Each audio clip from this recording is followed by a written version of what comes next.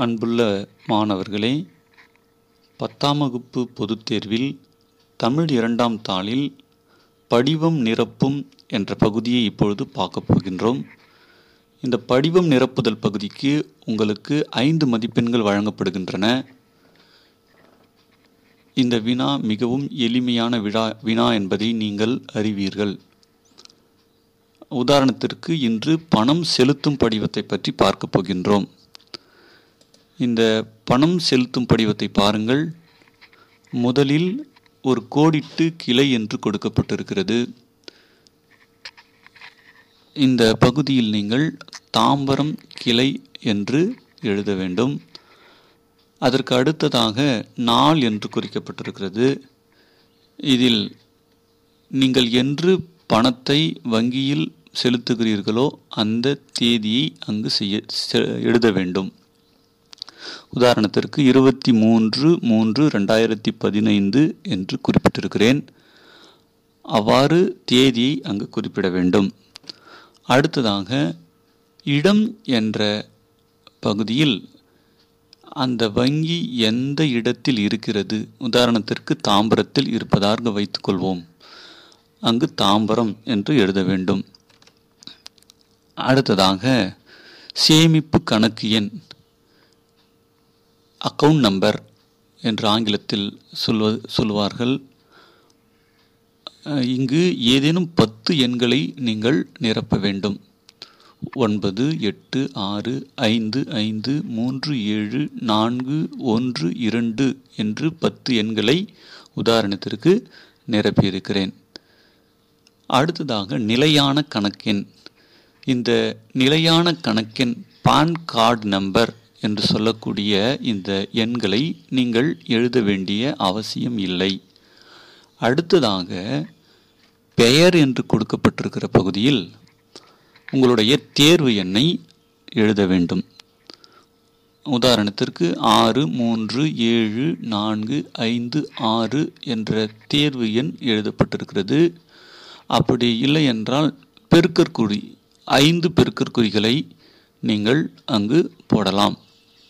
அடுத்ததாக ரூபாய், இந்த பகுதியில் எவ்வளவு பணம் வங்கியில் செலுத்த போகிறோம் என்பதை எழுத்தால் எழுத வேண்டும். உதாரணத்திற்கு 1000 ரூபாய் நீங்கள் செலுத்துவதாக வைத்திருந்தால் 1000 மட்டும் என்று குறிப்பிட வேண்டும். அடுத்த பகுதி ரூ என்று எழுதப்பட்டு ஒரு கட்டம் போட்டிருக்கிறது. அந்த கட்டத்திலே 1000 என்று எண்ணால் எழுத வேண்டும். அடுத்ததாக பார்த்தீர்கள் என்றால் காசோலை, எண், நாள், பெறப்பட்ட வங்கி, கிளை, தொகை என்று ஒரு பெட்டி கொடுக்கப்பட்டிருக்கிறது. இதில் காசோலையாக பணத்தை வங்கியில் செலுத்துவதாக இருந்தால் இதை நாம் பூர்த்தி செய்ய வேண்டும். இப்போது பணமாக செலுத்தப்படுவதால் அதை குறுக்கு கோடிட்டு அடித்து விடலாம்.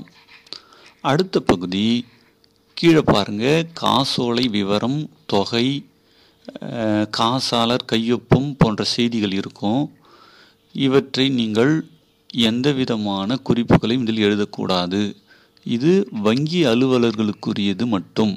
எனவே நீங்கள் இங்கு எந்த விதமான செய்தியை எழுதுவதோ கையொப்பம் இடுவதோ கூடாது.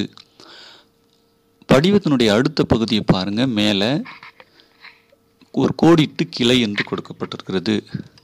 அதில் தாம்பரம் கிளை, இடதுபுறம் என்ன செய்தி எழுதியிருக்கிறீர்களோ அதையே வலதுபுறமும் எழுத வேண்டும். அடுத்த பகுதியில் நாள், அதே நாள் 23/3/2015. அதுக்கு அடுத்தாற் போல பாருங்க, இடம் தாம்பரம். மீண்டுமாக நிலையான கணக்கெண் கேட்கப்பட்டிருக்கிறது, எழுத வேண்டாம். அதற்கு கீழ் சேமிப்பு கணக்கு எண், இடதுபுறம் என்ன எண்களை எழுதினீர்களோ அதே எண்களை வலதுபுறம் கொடுக்கப்பட்டிருக்கிற பெட்டியில் எழுத வேண்டும். உதாரணத்திற்கு 9, 8, 6, 5, 5, 3, 7, 4, 1, 2 என்ற எண்ணை உதாரணத்துக்கு எழுதப்பட்டிருக்கிறது. அடுத்ததாக ரூ என்று பெட்டியில் 1000 என்று எண்ணால் எழுத வேண்டும். அதுக்கு அடுத்தாற் போன்று பெயர் என்ற பகுதியில் இடதுபுறம் என்ன தேர்வு எண்ணை எழுதினீர்களோ அதே தேர்வு எண்ணை இங்கும் குறிப்பிடப்பட வேண்டும். அடுத்ததாக ரூபாய் என்ற பகுதியில் 1000 மட்டும் என்று எழுத்தால் எழுத வேண்டும். அதற்கு கீழே இருக்கக்கூடிய அந்த காசோலை எண்ணால் பெறப்பட்ட வங்கி கிளை தொகை என்ற அட்டவணையிலும் குறுக்கு கோடு இட்டு அடித்து விட வேண்டும். இதில் நீங்கள் அது முழுமையாக அடிக்காமல் அந்த அட்டவணையின் உள் மட்டும் குறுக்கு கோடிட வேண்டும். அதுக்கு அடுத்ததாக பண விவரம். நீங்கள் எவ்வளவு பணத்தை எந்தெந்த தாட்களாக எடுத்துக்கொண்டு சென்று செலுத்துகிறீர்கள் என்பதை இங்கு குறிப்பிட வேண்டும். உதாரணத்திற்கு 500 ரூபாய் நோட்டு 1, அந்த தொகைக்கு நேராக 500 என்று எழுத வேண்டும். அடுத்ததாக 100 ரூபாய் நோட்டு 5 ரூபாய் நோட்டுகள் செலுத்துகிறீர்கள். அங்கு 5 என்று குறிப்பிட்டு அதற்கு நேராக 500 என்று குறிப்பிடப்பட வேண்டும்.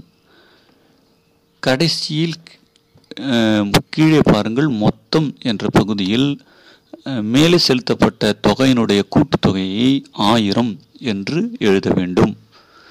இது பணத்தினுடைய விவரம். அடுத்ததாக செலுத்துனர் கையொப்பம்.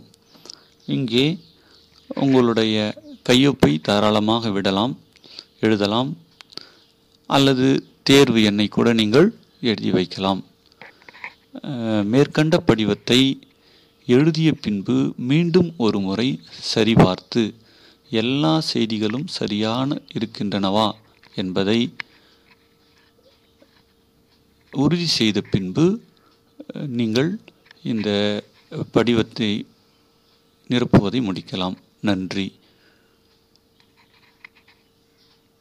உங்களுக்காக உங்களுடன் என்றும் பாக்கியநாதன்.